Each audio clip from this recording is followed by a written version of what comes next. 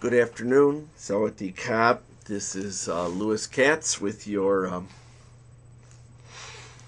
Jing blog on ceramics of the day, the Jing blog du jour.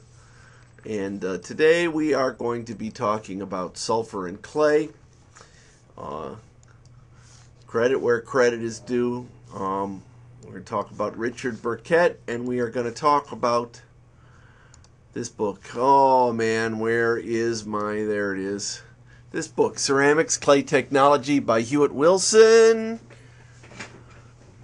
I don't know when it was first published, but my copy is 1927.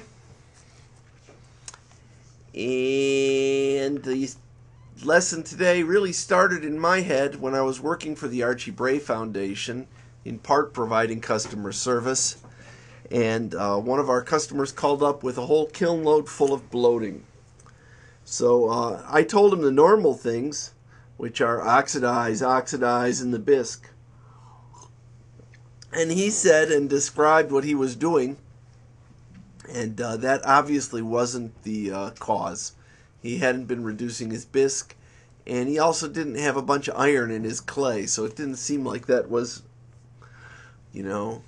really that good advice. So I posted it out to Clay Art, and I got an answer from Richard Burkett. Here's his website here. Thanks, Richard. And he said that according to his father, who was a chemist, or is a chemist, I'm not sure, but according to his father, you were going to have a hard time if you'd oxidize the sulfur of getting it to disappear at a very low temperature, and that was probably a big cause of bloating.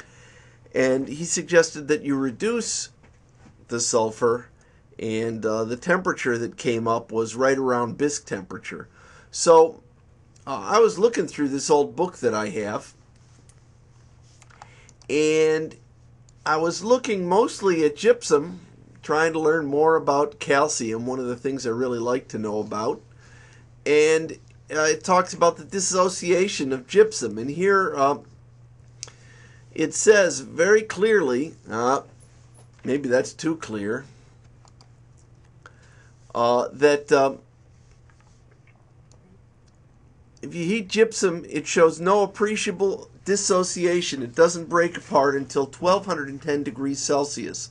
And that is high enough that all our clays are dense enough and vitreous enough that gases aren't going to leak out very well. So they're going to bloat. And if things wait till 1210 to dissociate, you're really kind of in trouble. So reading on, it says here on the next page, page 156, another method of getting rid of the sulfate is to provide a reducing atmosphere. Seeger states, A.E. Williams was able to reduce gypsum in an atmosphere of carbon monoxide as low as 800 degrees Celsius. That's, low bisquing temperature, real low. And that Powell found that it could be reduced to a sulfide at 500 degrees Celsius. And so, somewhere around 012, maybe just above, I think, is going to be the best place to make this happen.